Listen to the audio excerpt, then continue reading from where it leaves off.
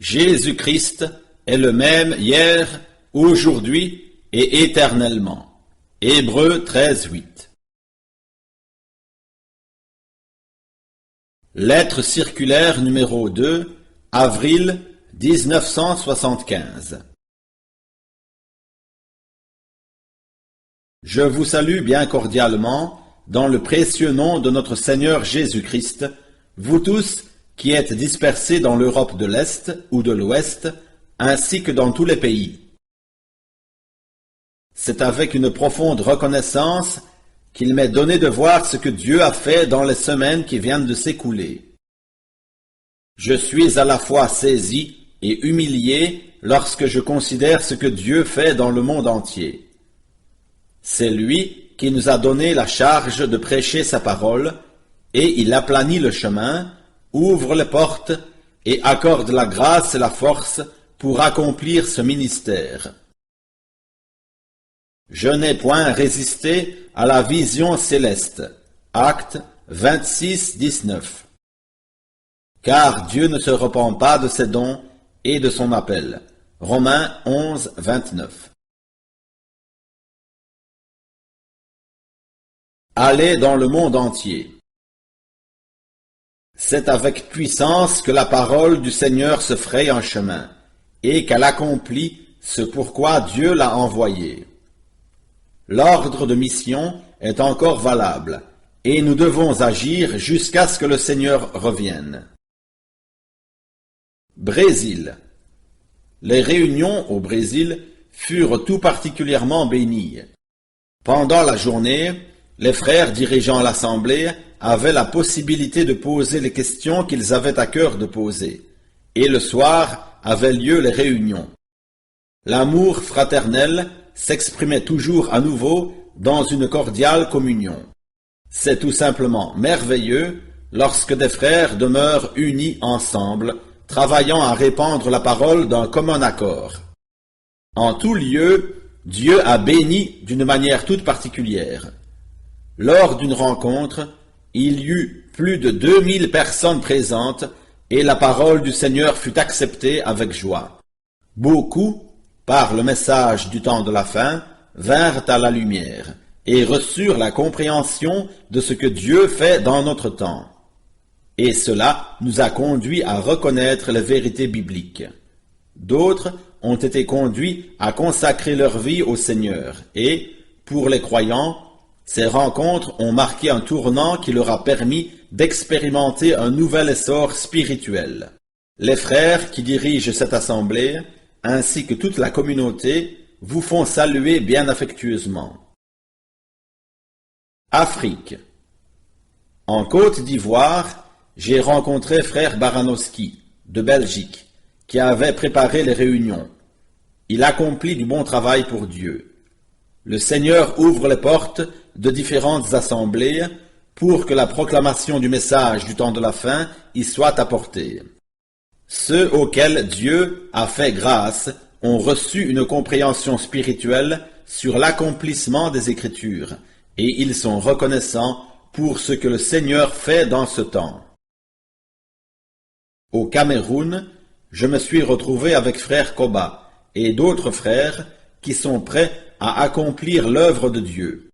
Là aussi, le Seigneur a largement ouvert les portes.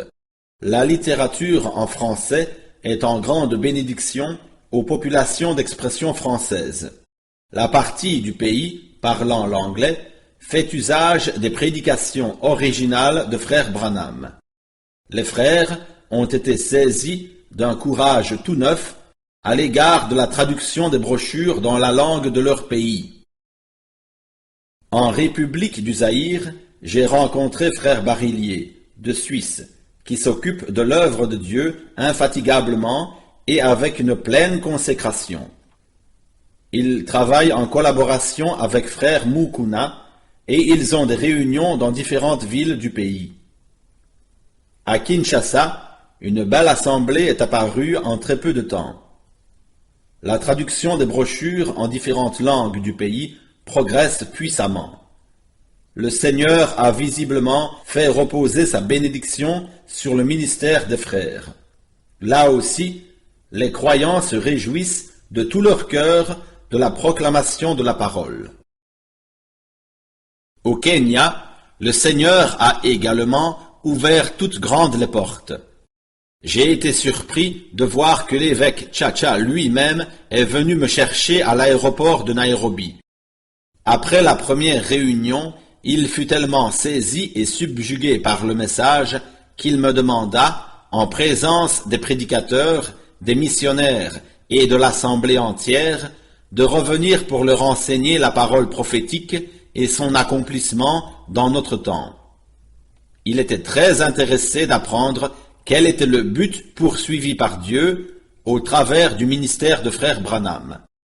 Il avait vu à Helsinki le film où Frère Branham exerçait son ministère de guérison et il fut persuadé que Frère Branham avait reçu une charge spéciale pour l'Église et qu'il était le prophète du temps de la fin envoyé par Dieu.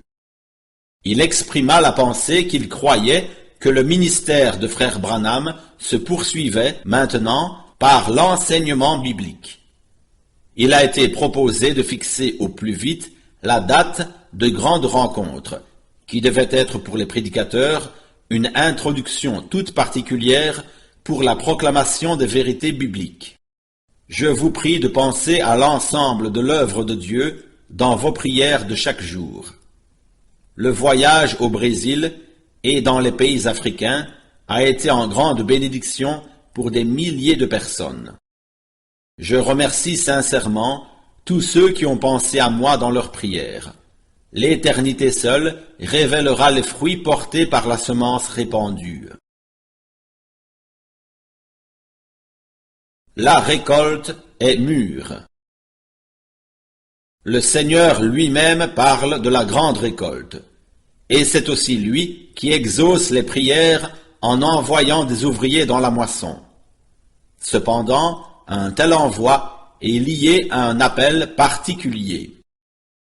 Ceci me rappelle l'événement que je vécus lorsque le Seigneur me montra le champ de blé doré et la nouvelle moissonneuse-batteuse et qu'il me donna l'ordre de rentrer la récolte. En ce temps-là, je n'avais pas la moindre idée de ce que Frère Branham avait dit en rapport avec cela. Maintenant, ces déclarations de Frère Branham sont à nouveau répandues et interprétées comme s'il avait dit que l'Antichrist venait sur la moissonneuse-batteuse. Cela serait, pour nous tous, une chose entièrement nouvelle, d'apprendre que l'Antichrist s'occupe de rentrer la récolte. Je voudrais donc citer, en anglais et en français, les déclarations de Frère Branham à ce sujet, afin que chacun puisse former sa propre opinion à ce sujet. Voici donc ces citations. Trying to do God a service. Essayant de rendre un service à Dieu. 27 novembre 1965. Shreveport, Louisiana. Father, I pray for them. But the stalk must dry, so I cannot pray for it. It must die, so is it dead. But I pray for the wheat, Lord, that's forming into the body of Christ. Grant, Lord, that the fresh waters of God will keep its cheeks bathed with tears of joy and understanding until the come-by comes to take it home. In Jesus' name, I commit it all to you, Lord. Père, je prie pour eux, mais la tige doit sécher. C'est pourquoi je ne peux prier pour elle. Elle doit mourir, aussi est-elle morte. Mais, Seigneur, je prie pour le blé, qui est en train de se former dans le corps de Christ. Accorde-leur, Seigneur, que les fraîches eaux de Dieu gardent leurs joues baignées par des larmes de joie et de compréhension, jusqu'à ce que la moissonneuse-batteuse vienne pour les prendre à la maison. Au nom de Jésus, je te les remets tous, Seigneur. Invisible Union of the Bride. L'union invisible de l'épouse. 25 novembre 1965, Shreveport, Louisiana. Where are you standing? I am trying to tell you, pull away from those shucks and get out here in the wheat where you can get ripe before the sun. I hear the coming of the combine. Où en êtes-vous? Je cherche à vous dire, retirez-vous de cette balle et venez ici dans le blé où vous pourrez mûrir au soleil. J'entends la venue de la moissonneuse batteuse. The Rapture, l'enlèvement. 3 décembre 1965, Yuma, Arizona. The only thing, the church coming out has got to lay before the sun to ripen. The great combine will come by after a while. The wheat will be burned the stalks, but the grain will be gathered into its garner. La seule chose qu'a à faire l'Église qui sort, c'est de se tenir devant le soleil pour mûrir. La grande moissonneuse batteuse viendra après un temps. Le blé sera brûlé la tige, mais le grain sera rassemblé dans son grenier. Remarque, en disant le blé, frère Branham se corrige aussitôt, ce n'est pas le blé, mais la tige qui sera brûlée. Harvest Time, le temps de la moisson. 12 décembre 1964, Phoenix, Arizona. You know what? I hear the coming of the combine. The word council? She will separate it. What'll she do? Shake her off of her stalk. But she has got an elevator waiting for her. She'll go home one of these mornings. Oh yes, if you understand, say amen. Savez-vous quoi? J'entends la venue de la moissonneuse batteuse. Le Conseil mondial, elle le séparera. Que feront-ils? Ils la secoueront de sa tige, mais elle a un élévateur qui l'attend. Elle s'en ira à la maison un de ces matins. Oh oui, si vous le comprenez, dites Amen. Il est écrit, il a son vent à la main. Il nettoiera son air, et il amassera son blé dans le grenier. Mais il brûlera la paille dans un feu qui ne s'éteint point. Matthieu 3, 12. Dans l'Ancien comme dans le Nouveau Testament, chaque serviteur de Dieu a accompli la charge et le ministère qui lui avait été confié. Ce que Dieu a décidé d'accomplir, selon les plans qu'il a faits, il l'accomplit par le ministère de ses serviteurs. Pas un ne copie le ministère de l'autre, aucun n'essaye d'imiter ce ministère, car chacun accomplit ce qui lui a été commandé. Depuis longtemps, tous les imitateurs ont donné la preuve qu'ils n'avaient pas de ministère authentique et qu'ils n'avaient pas un appel direct de Dieu. Tout d'abord, ils approuvent le ministère qu'accomplit un serviteur de Dieu. Mais, dès qu'ils pensent pouvoir exercer une certaine influence, ils commencent leur propre affaire et se retournent contre le serviteur de Dieu par le ministère duquel ils ont en réalité pris connaissance de l'action de Dieu. Un exemple tragique de cela est celui de l'Indien Lowry qui, en son temps, se fit photographier avec frère Branham, comme le firent d'ailleurs beaucoup d'autres évangélistes au travers du monde entier.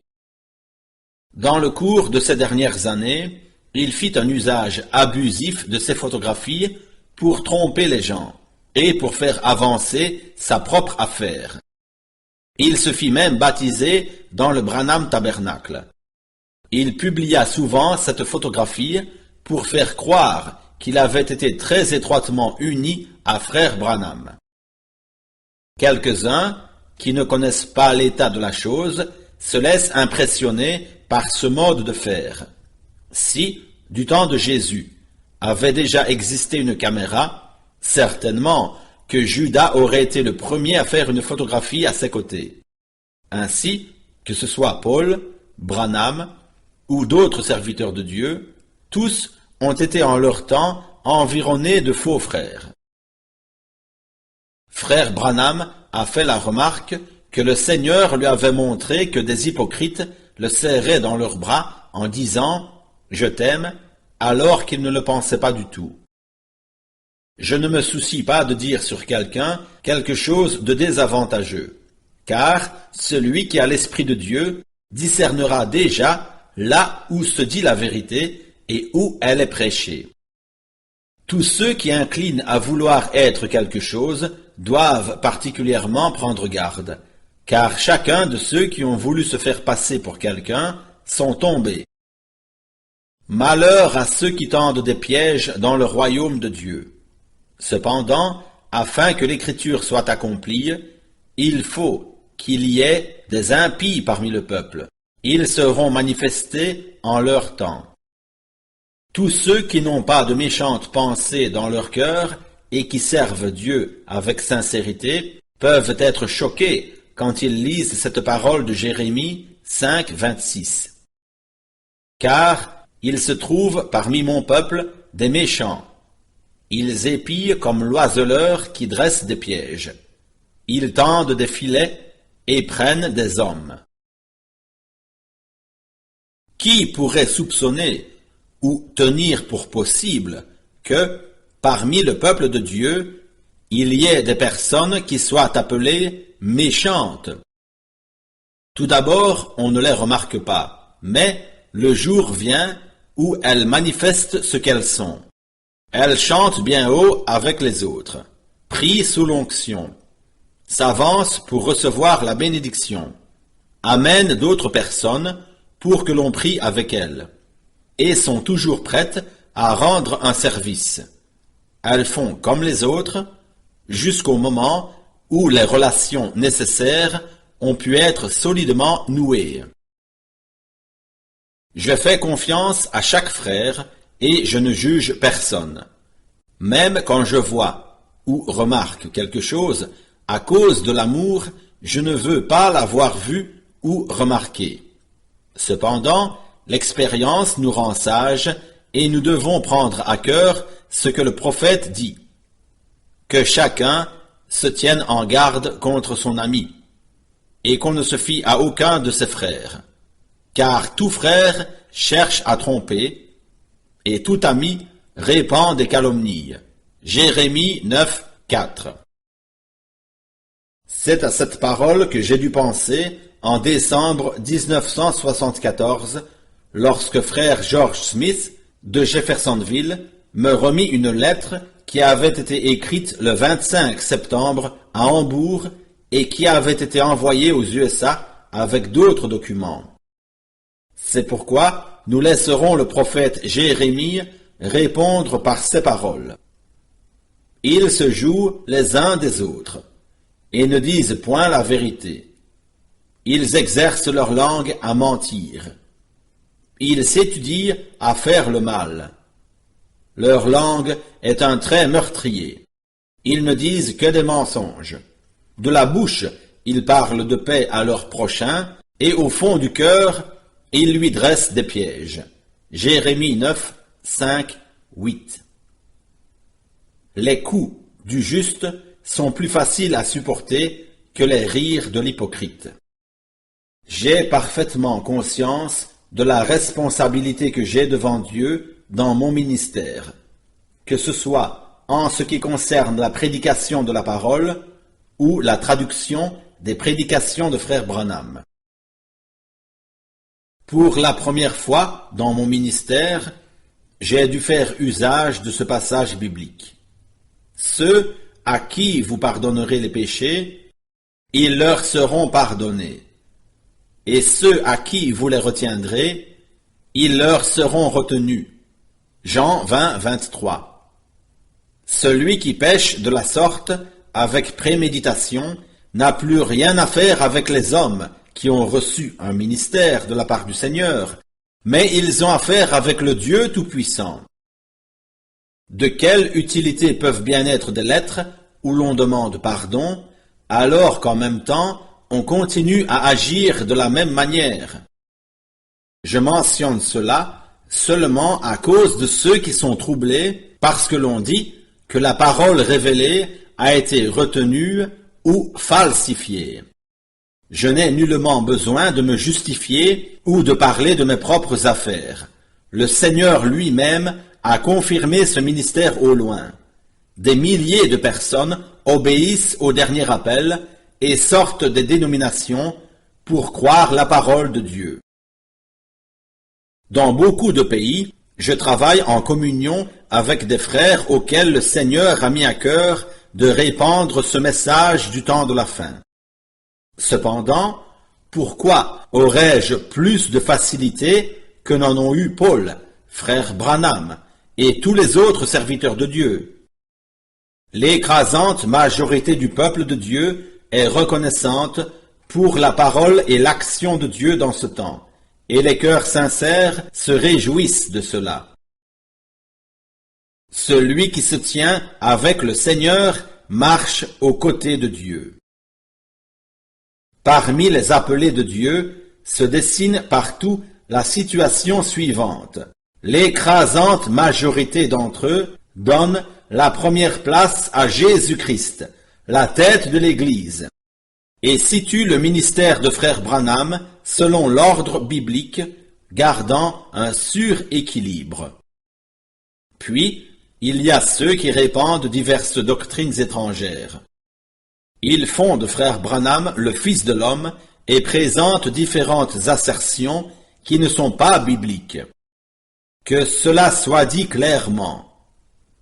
Tous ceux qui sont conduits par le Saint-Esprit demeurent dans la parole de Dieu à l'égard de tout ce qu'ils croient et enseignent. Quiconque sort du témoignage des Saintes Écritures est conduit dans l'erreur par un autre esprit, même s'il se réclame de Christ, de Paul ou de Branham.